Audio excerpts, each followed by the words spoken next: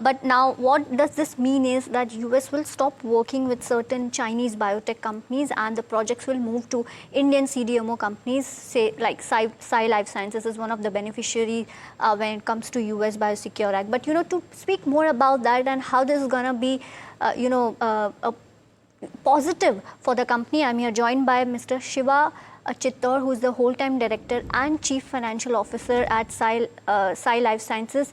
Hello, Mr. Chittor. Welcome to NDTV Profit. Lots of talk when it comes to U.S. Biosecure Act, but the key question is when will investor expect meaningful, revenue contribution when it comes to U.S. Biosecure Act? Fanny.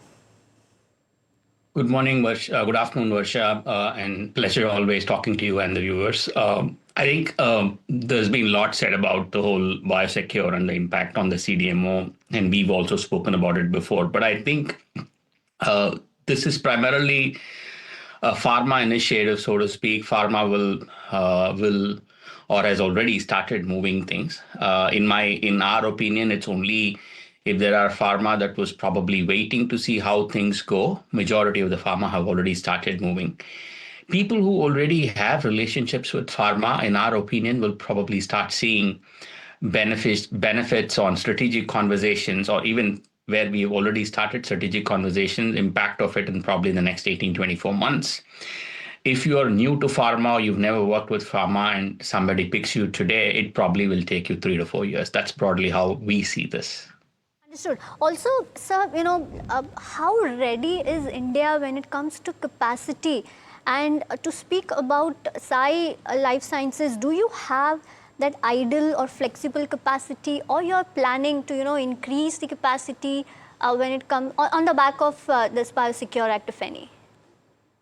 So I think if you talk Sai, I think we had certain capacity. We've already stated that we are increasing our capacity. We have around 700 KL of capacity today. We expect to take that to around 1150 KL of capacity by the end of fiscal 27. There are as you start working on strategic conversations, given the timeline with pharma. If pharma has the right intent, and if you are showing the right intent to invest in capex, I think between the time frame they start discussions and putting up the plant, I think companies can easily ramp up capacity. If you give people 15, 18 months time, I think you can put up capacity that you want, and pharma that way will be willing to work with you. I do not think we have all the capacity that we need today to become a meaningful or a relevant player in the CDMO space across the country. Everybody is putting up capex. But that said, I think India has shown intent in terms of growing capacity, whether it's the tech sector, whether it's the generic sector, where there is business. India has already lived up to that expectation.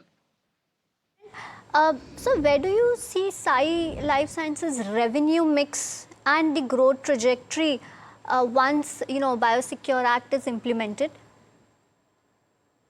I think we've stated in the past and even in the last earning call, I think we are around 60-40 between the CDMO and the CRO revenues. We believe we would continue to remain in the same range. A particular year something may go faster than the other one, but on a broader trend, we expect the revenue trends to remain the same.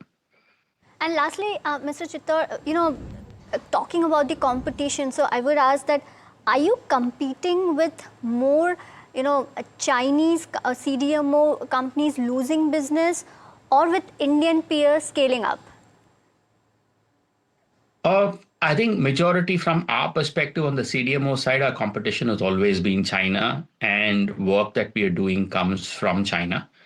We are the largest pharma, depth and breadth in terms of the CDMO business, at least in the space that we operate in. And so most of our business, I believe, would come from China.